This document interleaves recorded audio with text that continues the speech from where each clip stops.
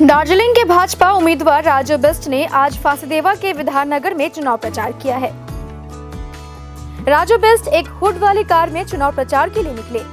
उन्होंने विधाननगर में रैली के माध्यम से चुनाव प्रचार किया। उनके साथ भाजपा विधायक और जिला अध्यक्ष भी थे। बाद में उन्होंने घोषपुकुर में पार्टी कार्यालय का उद्घाटन किया। इस दौरान राजू बिष्ट ने कहा कि जो प्यार और मोहब्बत मिला मैं उससे बहुत आनंदित हूँ और मैं विधाननगर और फांसीदेवा की जनता का आभारी हूँ कि उन्होंने मुझे 5 साल तक उनकी सेवा करने का अवसर दिया। इतना प्रेम और स्नेह शायद ही किसी मेंबर ऑफ पार्लियामेंट को कहीं मिलता हो और आपके प्यार के कारण पार्टी ने, आदरणीय प्रधानमंत्री जी ने मुझे दोबारा आपका 5 साल और सेवा करने का सर्टिफिकेट दे करके भेजा है। इस जनता का मैं ऋणी हूँ और हमारे तमाम कार्यकर्ता, हमारे विधायक और हमारे जिला अध्यक्ष का घर भी मूल यहीं से है और आज सब कार्यकर्ता और यहाँ की जनता का उत्साह देख करके बड़ा अच्छा लगा। और मेरा पूरा क्षेत्र मेरा एक परिवार है और हमारी एक विशेषता है कि पूरे देश में हर 20 किलोमीटर पे भाषा और बोली बदली जाती है। दार्जिलिंग की विशेषता ये है कि यहाँ हर 5 किलोमीटर में अलग भाषा और अलग बोली आपको मिलती है। इतनी विविधताएं होते हुए भी हम एक परिवार की तरह रहते हैं, ये हमारी ताकत है। आपस में प्रेम, भाईचारा और शांति बना रहे और इस क्षेत्र में रहने वाले लोगों की जीवन को ऊपर उठाने के लिए जो भी आवश्यकता होगी वो मैं करता रहूँगा और 5 साल भी किया है। मुझे बताते हुए बड़ा हर्ष होता है कि विधाननगर के लिए एक विशेष करके फांसीदेवा के लिए रंगापानी जो फ्लाईओवर है वो एक बहुत बड़ी बीमारी है। वहाँ सैकड़ों लोग जो है रोज फंसते हैं। हमारे विद्यार्थी, स्टूडेंट, विशेष करके पेशेंट, कई लोगों की वहाँ डेथ होती है।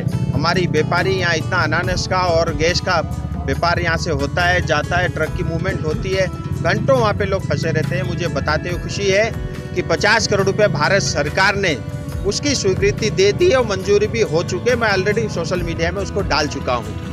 अभी आचार संहिता है, चुनाव के बाद तत्काल वो काम शुरू होगा, उसका टेंडर प्रोसेस हो जाएगा और जल्द से जल्द उस जाम से हमको मुक्ति मिलेगी। और इतना ही नहीं, हर घर जल योजना बाकी इलाके में चल रही है, यहाँ के लिए भी हुआ है, लेकिन अभी मुझे बताया गया है यहाँ पे काम शुरू नहीं हुआ, वो भी जल्द होगा। और प्रधानमंत्री ग्राम सड़क योजना, अब आने वाले समय में 2 करोड़ नए जो है आवास योजना के लिए घर मिलेंगे। टीएमसी ने जिसको वंचित रखा है, हमारे सब कार्यकर्ता, विधायक, सांसद मिलकर के उनको घर देने का काम भी करेंगे। और विशेष करके देखिए यहाँ पे एक मतलब अस्पताल का इंफ्रास्ट्रक्चर है, बिल्डिंग है, लेकिन अच्छे फैकल्टी डॉक्टर नहीं होने के कारण कोई गर्भवती महिला को भी यहाँ से सिलीगुड़ी तक जाना पड़ता है।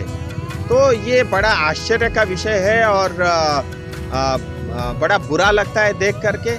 तो आज कई लोगों ने, जनता ने मुझे कहा है और मैं प्रयास करूंगा अपने प्रयास से यहाँ पे जो अस्पताल है वहाँ पे कम से कम इतनी सुविधा हो कि जो प्रेग्नेंट महिला है उसको कम से कम सिलीगुड़ी जाना न पड़े। दूसरा, यहाँ अनानस का व्यापार बहुत होता है और यहाँ 600-700 करोड़ रुपए का अनानस साल में बिकता है। ये बात जरूर है कि पिछले 2 साल में अच्छे भाव भी मिले हैं। आप गोटा के 30 रुपये, 40 रुपये, 50 रुपये तक मिल रहे हैं और देश विदेशों में यहाँ से जो है अनानस जाता है। और लेकिन अगर यहीं पे अनानस के लिए कोई फैक्ट्री हो, कोई वेयरहाउस हो या एक जूस की फैक्ट्री हो, तो मुझे लगता है हमारे किसानों को और ज़्यादा दाम मिल सकते हैं। वो एक मेरे प्रमुख एजेंडा में से रहेगा। और पीने की पानी की समस्या तो पूरे क्षेत्र में है, हर घर जल के माध्यम से उस समस्या से हमको मुक्ति मिलेगी। चौथी बड़ी बात, शिक्षा का जो है स्कूल और कॉलेज और यूनिवर्सिटी का अभाव है इस क्षेत्र में, उस दिशा में भी हम काम कर रहे हैं। और मैं चाहता हूं किसी तरह हमारे युवाओं को रोजगार मिले, क्योंकि यहाँ पे इतनी नशीली शराब का व्यापार होता है, ड्रग्स का कारोबार होता है। हमारे आज फांसीदेवा के और विधाननगर के युवा खराब हो रहे हैं, उनको जीवन को बचाना है। और 4 जून के बाद वो सूर्योदय होगा, पुलिस का डंडा मेरे हाथ में होगा और यहाँ जितने भी गलत काम हो रहे हैं सारे रोके जाएंगे। और यहाँ जो है टीएमसी का नेता जो है विधाननगर नदी के अंदर में 1000 से ज़्यादा ट्रक का 40 फीट 30 फीट तक रोज खुदाई करता है। हजारों करोड़ रुपए जो है पैसा जो है नदी का खाया है और उसके कारण आज जो है यहाँ पे रहने वाले जनता को खतरा हो रहा है। और जल्दी उनके घर पे जो है रेड होगी और जिन्होंने जनता का पैसा और नदी का पैसा खाया है उसको जो है वो पैसा वापस करना पड़ेगा। कोई भी मोदी जी के शासन में कोई चोर भी जो है बच नहीं सकता। जिसने चोरी की है उसको पैसा लौटाना पड़ेगा।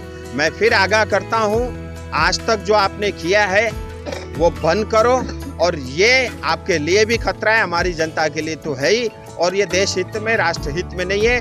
नदी और पानी के साथ ये छेड़ाछाड़ी जो करते हैं 2 पैसे की लालच में, टीएमसी को इसको जल्द से जल्द बंद करना पड़ेगा। और अब वो 21वीं सदी का भारत है और आज की जनता जागरूक जनता है, ये चुप नहीं बैठेगी। आप ये गंदा कानून और गंदा कारोबार आप जारी रखोगे, टीएमसी को एक वोट के लिए भी तरसना पड़ेगा। मैं तमाम विधाननगर और फांसी देवा की जनता से अपील करता हूं, घर से निकल करके मोदी जी को तीसरी बार प्रधानमंत्री बनाने के लिए हम सब ने वोट करना है। और टीएमसी जैसी भ्रष्ट सरकार जिसने कोई विकास नहीं किया, कोई डेवलपमेंट नहीं किया, उसको हराने के लिए हमको वोट करना है। टीएमसी मोटरसाइकिल साइकिल छोड़ दो, टीएमसी एरोप्लेन देगा, चार्टर प्लेन देगा, तो भी हमारी जनता जागरूक है, वोट नहीं देगी, क्योंकि उनको पता है ये तो दे ही नहीं सकते। खुद 600 करोड़ के कर्ज में डूबे हुए हैं और केंद्र सरकार मोदी जी के स्कीम के पैसे चुरा के खाते हैं। वो क्या मोटरसाइकिल और साइकिल देगा? वो सिर्फ भ्रष्टाचार ही दे सकता है। इसीलिए भ्रष्टाचार को समाप्त करना है, बंगाल को बचाना है, तो टीएमसी को उखाड़ते हैं। अपिया घोष जिला सभानेत्री, वो आपको टूरिस्ट बोलता है, टूरिस्ट एमपी, क्या बोलेंगे इसके बारे में? ऐसा है, दीदी ने मेरे को देखा ही नहीं ना। अब दीदी मेरे बारे में क्या आप मीडिया में बोलते हैं मुझे पता नहीं, वो मेरे को अलग से क्या बोलते हैं उसका बयान मैं जरूर आपको दे सकता हूँ, लेकिन उनके लिए मुसीबत हो जाएगी। मैं ये चाहता हूँ, ठीक है, नेता अपना व्यक्तिगत टिप्पणी से बचे, नहीं तो मैं मुंह खोलने लग जाऊंगा तो आपके लिए दिक्कत होगी। इसीलिए बेहतर यही है, ठीक है, आप अपने पार्टी में काम करो, हम अपना करेंगे। हमारी आइडियोलॉजी की लड़ाई हो सकती है, अगर व्यक्तिगत लड़ाई पे उतरोगे तो वो मेरे पास जवाब है। महिला होने के कारण जल्दी से जो है मैं किसी महिला के ऊपर टिप्पणी नहीं करता और करना भी नहीं चाहूँगा।